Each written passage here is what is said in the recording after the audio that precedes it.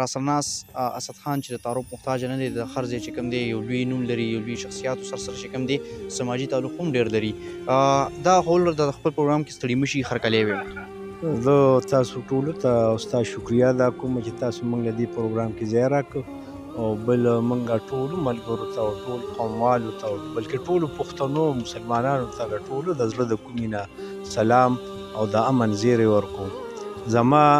نوم اسد خان دی، زه د اوتمانزو د خوادخیل او د اوتمانزو برانچ صدر یم، او مختلفې څانګې دي، هغې کې د هغې څانګې صدر زه یم. څنګه چې تاسو ویل چې دغه ځای صدر هم تاسو یې، دا راته ووایي اخري پیغامات په څه لري؟ زموږ د مینوال وطنوال ملګري پښتانه ملګري به تاسو ګوري، تاسو به اوري، میسج څه ورکول غواړئ چې موږ یې ریکارډ کړو پرې خپله شیشه باندې هغې ته وښایو؟ اول ناول خو الله رب العزت په قرآن پاک کې فرمایي چې انا خلقناکم من ذکر و انثی وجعلناکم شعوبا وقبائلا لتعارفوا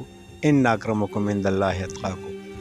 دې کې الله وایي چې ما تاسو د یو نر او یو ښځې نه پیدا کې، د یو نر او مادې نه مې پیدا کې، او تاسو کې مې بیا شاخونه قبیلې او دغه خاندانونه جوړ کړل، څه د فخر دپاره نه، څه په یو بل د فوقیت دپاره نه، لتعارفو د دې دپاره چې ستاسو د یو بل سره پې تعارف وشي، پیژنګلو شي. نو دا چونکې د خوازیخیل قوم په حیثیت کې په قومونو کې محمدزی قوم دی، په محمدزی قوم کې د عثمان خان اولاد دی، په هغې کې بیا د خوازیخیل قوم په حیث باندې زه موږ یو خو د دې دغه یو چې یاره موږ د ټولو قومونو کې د امن، د ورورولۍ او د مینې پیغام ورکو او د اتفاق او اتحاد پیغام ورکو. دا ټول زموږ په دې خاوره باندې چې څونه خلک اوسي دا زموږ وروڼه دي، که څوک موږ سره په وینه کې شریک دی او که څوک د موږ نه دغه دي، خو په اخر کې دا ټول قومونه چې دي دا په وینه کې شریک دي.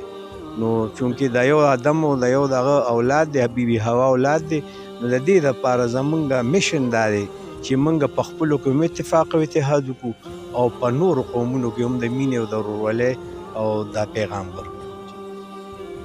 ډېر د کار میسج او ډېر زبردست میسج، ځکه چې زما دا میسج په خپله خو هم خوښ شو، ځکه چې زموږ په خاندان کې داسې ډېر خلک دي چې موږ یې نه پېژنو، خو دا هغه خلک دي چې 4,000 کسان یو بل ډېر په مینه محبت هم پېژني. چېرته هم یې نو ښاد آباد بریالي اوسئ.